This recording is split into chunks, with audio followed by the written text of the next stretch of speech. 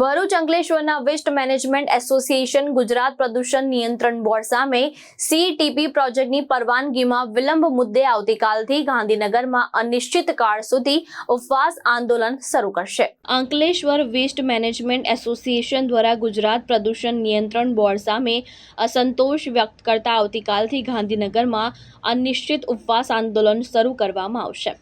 Ankleshwar waste management એસોસિએશનના પ્રતિનિધિ રમેશ ગાબાણીના જણાવ્યા અનુસાર આધુનિક તકનીકોથી સજ્જ સીઈટીપી પ્રોજેક્ટ માટે સીસીએ મંજૂરી મેળવવા છેલ્લા 1 વર્ષથી રજૂઆતો કરવામાં આવી રહી છે, છતાં પણ ગુજરાત પ્રદૂષણ નિયંત્રણ બોર્ડ દ્વારા પરવાનગી આપવા બાબતે લાંબા સમયથી વિલંબ થતો હોવાનો આક્ષેપ કરવામાં આવ્યો છે।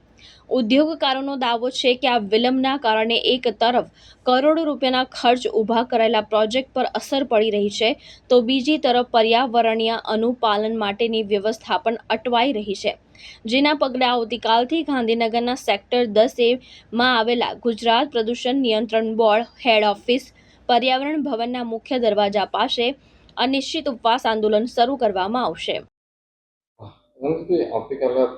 ગાંધીનગર ધરણા કરવાના કઈ બાબત છે અને કેટલા મુદ્દા?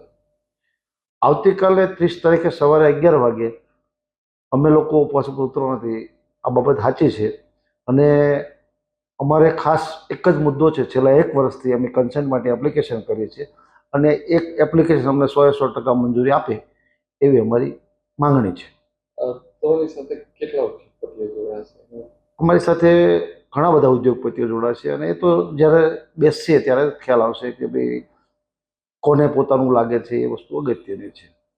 તમે જે ખાસ કરીને ધરણા ઉઠાવવાના છે કોની સામે છે? સરકાર સામે છે કે અન્ય કોઈ સામે? ના, અમારા ધરણાનો જે પ્રોગ્રામ છે એ સરકાર સામે નથી। અમારો ધરણાનો પ્રોગ્રામ છે એ ગુજરાત પોલ્યુશન કંટ્રોલ બોર્ડ એટલે કે સરકારનું નિગમ છે એની સામે છે અને નિગમના અધિકારીઓ ખાસ કરીને મેમ્બર સેક્રેટરી અને ચેરમેન સામે આ ધરણા છે। તમે ખાસ કરીને 1 વર્ષથી આ પ્રોજેક્ટને લઈને ગાંધીનગરના અવારનવાર ચક્કરમાં આવતા હોય છે, ત્યાંથી તમને શું અધિકારીઓ તરફથી જણાવવામાં આવે?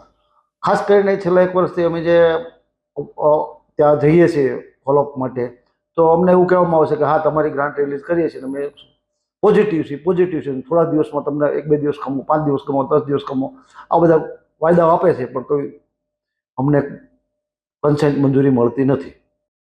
ધર્મેશ રાણા, દ્રષ્ટિકોણ ન્યૂઝ, અંકલેશ્વર, ભરૂચ।